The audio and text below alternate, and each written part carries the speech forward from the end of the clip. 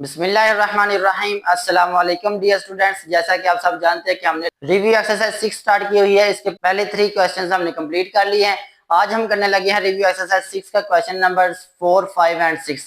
तो क्वेश्चन की तरफ बढ़ने से पहले अगर आप मेरे चैनल पर नए हैं, इस चैनल को सब्सक्राइब भी कर दें और अपने दोस्तों के साथ शेयर भी कर दें ताकि हर आने वाली वीडियो आप तक आसानी पहुंच सके। तो बेटा हमारे पास जो क्वेश्चन नंबर 4 है रिव्यू एक्सरसाइज 6 का, इसमें क्या कह रहा है, if tan theta is equal to 3 over square root 2, अगर हमारे पास tan थीटा की वैल्यू दी हुई है 3 over square root 2, then find remaining trigonometric ratios when theta lies in the first quadrant. तो कह रहा है कि बाकी tan थीटा के अलावा बाकी जो ट्रिग्नोमेट्रिक रेशियोस है वो आप लोगों ने फाइंड करके देनी है अगर थीटा हमारे किधर हो, theta lies in the first quadrant. तो बेटा जो फर्स्ट क्वाड्रेंट होता है इसके अंदर जितने भी ट्रिग्नोमेट्रिक रेशियोस है वो सारी की सारी पॉजिटिव होती हैं, इसलिए इसने थीटा हमें फर्स्ट क्वाड्रेंट के अंदर दिया हुआ है। सबसे पहले इसके सोल्यूशन में हमने लिखना है tan थीटा। tan थीटा जो हमें गिवन है, ठीक है। अब बताएं कि tan थीटा किसके बराबर होता है। बेटा tan थीटा बराबर होता है perpendicular over base, perpendicular divided by base, इसके बराबर होता है। और इसकी वैल्यू हमारे पास गिवन है, देखें हमारे पास क्या है, इसकी वैल्यू tan थीटा की 3 ओवर स्क्वायर रूट 2। अब सबसे पहले आपने एक डायग्राम बनानी है, राइट एंगल ट्राइंगल बनानी है, ठीक है। ये हमारे पास राइट एंगल ट्राइंगल आ गई। इसके बाद बेटा इसके हिसाब से हमारे पास tan थीटा में क्या क्या गिवन है, परपेंडिकुलर। इस थीटा के हिसाब से देखा जाए तो हमारे पास ये वाली जो साइड होती है ये परपेंडिकुलर है, ये हमें दिया हुआ है, कितना 3 दिया हुआ है। उसके बाद हमारे पास क्या है, बेस, बेस कितनी हमें दी हुई है, स्क्वायर रूट 2। हम इसको हम वर्टेक्स का नाम दे लेते हैं ए बी और इसको कहते हैं ये सी है। तो ये जो आपके पास साइड है ये अभी मिस है, तो ये पहले हम फाइंड करेंगे, फिर उसके बाद बाकी जो ट्रिग्नोमेट्रिक रेशियो है वो हम फाइंड करके दे देंगे, ठीक है। अब हमारे पास tan थीटा किसके बराबर होता है, परपेंडिकुलर ओवर बेस। तो परपेंडिकुलर हमारे पास 3 है और बेस हमारे पास स्क्वायर रूट 2 है। हाइपोटेन्यूस हमारे पास मौजूद नहीं है, तो वो अभी हमने फाइंड करना है। वो किस तरह फाइंड करते हैं, वो सबसे पहले बेटा हमने पाइथागोरस थ्योरम लगाते हैं। इधर लिखेंगे by Pythagoras theorem, by Pythagoras theorem, by Pythagoras theorem. तो पाइथागोरस थ्योरम क्या कहता है बेटा, कि पाइथागोरस थ्योरम कहता है कि हमारे पास जो हाइपोटेन्यूस का जो स्क्वायर होता है वो किसके बराबर होता है, वो हमारे पास होता है बेस का स्क्वायर, बेस का स्क्वायर प्लस परपेंडिकुलर का स्क्वायर। तो ये हमारे पास बेस है और ये हमारे पास परपेंडिकुलर। हाइपोटेन्यूस हमने फाइंड करना है, तो हाइपोटेन्यूस हम वैसे का वैसे ही लिख देंगे, हाइपोटेन्यूस का square is equal to perpendicular base. Base हमारे पास क्या है, स्क्वायर रूट 2, तो इधर हम लिख लेंगे स्क्वायर रूट 2 का स्क्वायर प्लस परपेंडिकुलर बेटा हमारे पास कितना है, 3 है, तो ये हमारे पास आ गया 3 का स्क्वायर। अब इसको मजीद सिंपलीफाई करते हैं, हाइपोटेन्यूस हमने फाइंड करना है, ये वैसे का वैसे ही आएगा। यहाँ से ये स्क्वायर रूट से कट हो गया तो हमारे पास क्या रह गया, 2 प्लस 3 का स्क्वायर करने तो ये हमारे पास कितना होता है, 9। अब यहाँ से हमारे पास क्या आ रहा है, हाइपोटेन्यूस है, इसकी वैल्यू आ गई हमारे पास 11, ठीक है। अब इधर हमारे पास क्या है, हाइपोटेन्यूस का स्क्वायर। अब इस स्क्वायर को खत्म करने के लिए बेटा हम क्या लेते हैं, स्क्वायर रूट लेते हैं। जब दोनों तरफ स्क्वायर रूट लेंगे तो हमारे पास हाइपोटेन्यूस की वैल्यू आ जाएगी। देखें हाइपोटेन्यूस का स्क्वायर है, इधर भी स्क्वायर रूट लेना है आपने और इस साइड पे भी स्क्वायर रूट लेना है, ठीक है। यहाँ से स्क्वायर रूट से कट हो गया, बाकी आपके पास हाइपोटेन्यूस की वैल्यू आ गई। हाइपोटेन्यूस की क्या वैल्यू आई है बेटा, आपके पास स्क्वायर रूट 11 आई है, ठीक है। यहाँ तक आपने इसकी वैल्यू फाइंड करनी है। अब इसके अलावा जो बाकी ट्रिग्नोमेट्रिक रेशियोज है वो आपने अब फाइंड करनी है। तो यहाँ तक बेटा फाइंड कर लिया आपने, हाइपोटेन्यूस साइड हमारे पास मिस थी वो भी हमने साइड फाइंड कर ली है। अब ये जो साइड आई है हमारे पास कितनी साइड आई है, ये हमारे पास आ गई है स्क्वायर रूट 11 आ गई है। अगर आप यहाँ वैल्यू पुट कर देंगे फिर भी ठीक है, अगर अलग से डायग्राम बना लेंगे तो फिर भी ठीक है। अब आपने बेटा नेक्स्ट स्टेप क्या करना है, नेक्स्ट स्टेप में आपने लिखना है कि थीटा किस क्वाड्रेंट के अंदर है, theta lies in the first quadrant. तो इधर आपने ये लाइन लिख लेनी है, as theta lies in first quadrant. ये आपने क्यों लिखना है, इसलिए कि फर्स्ट क्वाड्रेंट के अंदर जितने भी आपके पास ट्रिग्नोमेट्रिक रेशियोज है वो सारी पॉजिटिव होती हैं इन द फर्स्ट क्वाड्रेंट। तो ये लिखने के बाद बेटा आप ट्रिग्नोमेट्रिक रेशियोज है वो सारी की सारी आपने एक जगह पे लिख लेनी है। सबसे पहले हमारे पास होता है साइन थीटा, ठीक है। साइन थीटा किसके बराबर होता है, perpendicular over hypotenuse, perpendicular over hypotenuse. इस डायग्राम के मुताबिक देखिए हमारे पास परपेंडिकुलर क्या है, 3 है, ये हमारे पास साइड परपेंडिकुलर है, ये हमारे पास बेस है और ये आपके पास हाइपोटेन्यूस है, ठीक है।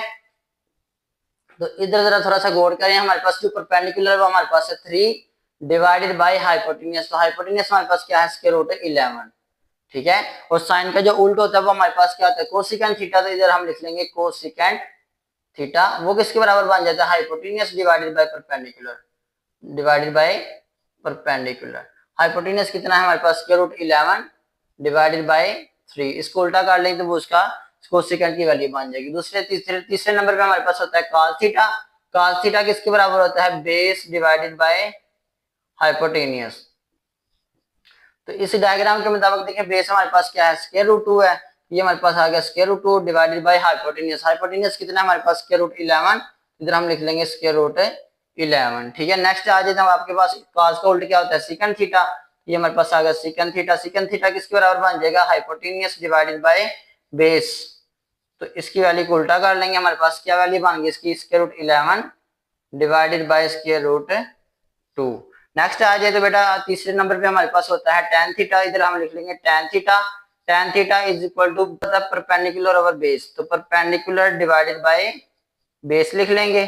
ठीक है, तो परपेंडिकुलर हमारे पास कितना है, 3 है, 3 डिवाइडेड बाय बेस, तो बेस हमारे पास क्या है, स्क्वायर रूट 2। तो ये हमारे पास ऑलरेडी गिवन में भी था। ठीक है, उसके बाद tan का उल्टा क्या होता है, cot थीटा। इधर हम लिख लेंगे cot theta is equal to base over perpendicular, base divided by perpendicular.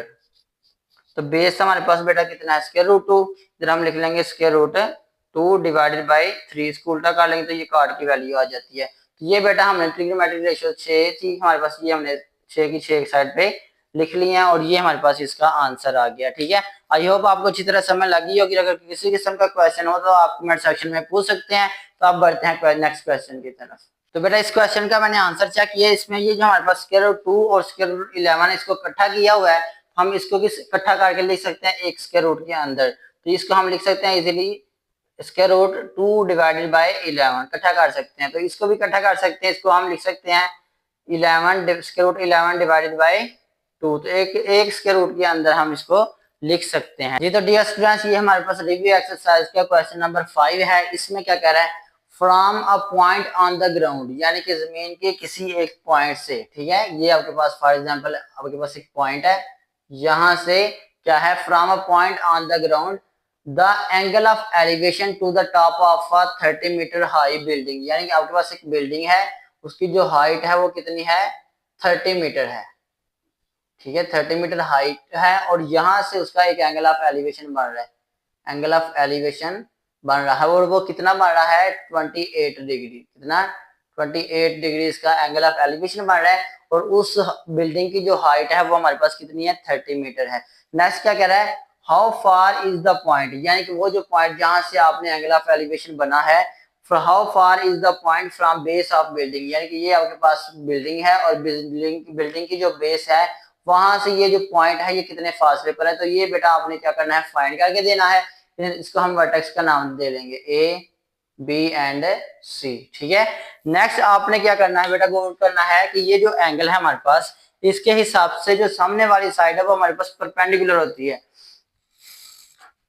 इस एंगल के हिसाब से ये जो सामने वाली साइड है ये हमारे पास क्या है, परपेंडिकुलर है, और ये जो नीचे साइड है ये बेटा हमारे पास क्या है, बेस है, और ये हमारे पास हाइपोटेन्यूज, लेकिन इसकी जरूरत है नहीं पड़नी। अब आपने वो वाला फार्मूला लगाना जिसके अंदर परपेंडिकुलर और बेस इस्तेमाल होता है। तो बेटा सबसे पहले हमारे पास जो परपेंडिकुलर ओवर बेस होता है वो किसके बराबर होता है, tan थीटा के बराबर होता है। ठीक है, इधर हम लिख लेंगे we know that tan theta is equal to perpendicular over base.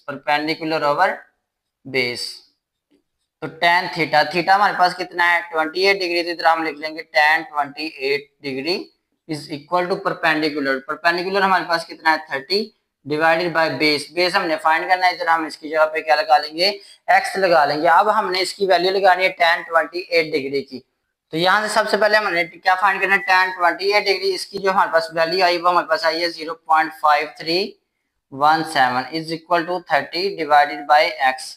अब ये जो x है इधर डिवाइड हो रहा है, इधर आके मल्टीप्लाई हो जाएगा, तो इसको हम लिख सकते हैं x into 0.5317 is equal to 30। अब ये जो वैल्यू हमने, क्योंकि x बेस फाइंड करनी है तो ये x इधर ही रह गया, ये हमारे पास जो नंबर है ये इधर मल्टीप्लाई हो रहा है, इधर आके डिवाइड हो जाएगा, इधर हम लिख लेंगे 30 डिवाइडेड बाय 0.5317। तो यहाँ से हमारे पास x की वैल्यू आ जाएगी, कितनी वैल्यू हमारे पास आएगी बेटा, इधर से हमारे पास आएगी 56.42 और यूनिट कौन सा लगाना है आपने, जो इस हाइट का यूनिट है, कौन सा यूनिट है, मीटर, तो इधर आपने मीटर लगा देना, ठीक है। तो अब बेटा वो आपने पॉइंट फाइंड कर लिया है जहां से हमारे पास क्या है, ये टोटल बेस का डिस्टेंस बनता है, ठीक है।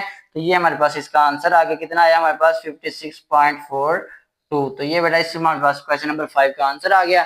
अब बढ़ते हैं लास्ट क्वेश्चन की तरफ जी। तो डियर स्टूडेंट्स, ये हमारे पास रिव्यू एक्सरसाइज के क्वेश्चन नंबर 6 है, इस चैप्टर का लास्ट क्वेश्चन है, इस रिव्यू एक्सरसाइज का लास्ट क्वेश्चन है।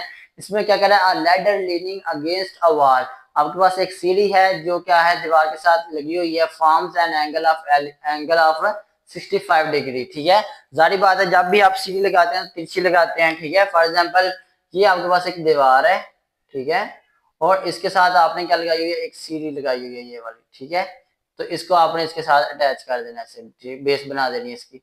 जारी बात है, बेस तो लाजमी बनेंगे, ठीक है। नेक्स्ट कह रहा है, ये जो आपके पास लैडर है, ये इस दीवार की हाइट के साथ एक एंगल बना रही है, कितना, 65 डिग्री। तो ये हमारे पास आ गया 65 डिग्री एंगल आ गया। नेक्स्ट क्या कह रहा है, if the ladder is 10 metre long, ये जो आपके पास लैडर है तिरछी, ये आपके पास कितने ही 10 मीटर लॉन्ग है, ठीक है, 10 मीटर लॉन्ग है। नेक्स्ट क्या कह रहा है, how high does it reach on the wall, यानी कि इसमें आपने क्या करना है, आपने इस सीढ़ी की बताना कि ये सीढ़ी ग्राउंड लेवल से कितनी हाइट तक लगेगी जब उसका एंगल कितना होगा, 65 डिग्री होगा। तो ये आपने इसकी हाइट फाइंड करके देनी, हम इसको वर्टेक्स का नाम अपने से दे लेते हैं, ठीक है। ये हमारे पास वर्टेक्स के नाम आ गए। अब बेटा गौर करें तो हमारे पास ये जो आपके पास 65 डिग्री एंगल दिया हुआ है, इसके सामने वाली जो साइड होती है ये क्या होती है, परपेंडिकुलर, ठीक है। नीचे बेस होती है, इसकी हमें जरूरत नहीं है, और ये जो साइड होती है ये हमारे पास क्या होती है, हाइपोटेनियस। अब आपने वो वाला फार्मूला लगाना जिसके अंदर परपेंडिकुलर और हाइपोटेनियस इस्तेमाल होता है। तो आपने लिखना we know that sine theta किसके बराबर होता है, साइन थीटा बराबर होता है perpendicular over hypotenuse, perpendicular over hypotenuse, ठीक है। अब नेक्स्ट आ जाए तो यहां से हमारे पास ऑलरेडी थीटा है, हमारे पास कितना है, 65 degree, sine 65 degree is equal to perpendicular. Perpendicular हमने फाइंड करना, ये वैसे का वैसे ही एक्स रहेगा डिवाइडेड बाय हाइपोटेनियस। हाइपोटेनियस की वैल्यू हमारे पास मौजूद है, ये कितनी है, 10। अब इसकी वैल्यू आपने निकालनी, तो अब यहाँ से हमने साइन 65 की वैल्यू निकाली, तो हमारे पास आ रही है 0.9063 is equal to x divided by 10। ये 10 इधर डिवाइड हो रहा है, इधर आके मल्टीप्लाई हो जाएगा, तो हम इसको लिख सकते हैं 0.9063 multiplied by 10 is equal to x. जब इसको 10 से मल्टीप्लाई करवाए इस वैल्यू को, तो हमारे पास आ रहा है 9.06 इज इक्वल टू एक्स। तो इसको सीधा करके लिख लें, ठीक है, एक्स इज इक्वल टू 9.06। और यूनिट आपने कौन सा लगाना है, ये जो इस लेंथ का यूनिट है मीटर, तो इधर भी आपने मीटर लगा देना है। अब बेटा गौर करें तो ये हमने जो हाइट एक्स फाइंड किया, ये क्या है हमारे पास, हाइट ऑफ वॉल था। क्या था हमारे पास, हाइट ऑफ वॉल। तो हम इसकी जगह लिख सकते हैं कि हाइट ऑफ वॉल हमारे पास कितनी आ गई है, इधर लिखेंगे हाइट ऑफ वॉल, क्या लिखना है, हाइट ऑफ वॉल। ये हाइट ऑफ वॉल कितनी आई है हमारे पास, 9.06 मीटर। तो ये बेटा इसका आंसर आ गया इस एक्सरसाइज के लास्ट क्वेश्चन का। इस एक्सरसाइज के लास्ट क्वेश्चन का हमारे पास ये आंसर आ गया। इस बेटा रिव्यू एक्सरसाइज के अंदर या पूरे चैप्टर के अंदर अगर किसी किस्म का क्वेश्चन है तो आप कमेंट सेक्शन में पूछ सकते हैं। तो वीडियो को आखिर तक देखने का बहुत शुक्रिया। इस चैनल को सब्सक्राइब भी कर दें, अपने दोस्तों के साथ भी शेयर करें। मिलते हैं अगले वीडियो में, तब तक अपना ख्याल रखिएगा। अल्लाह हाफिज।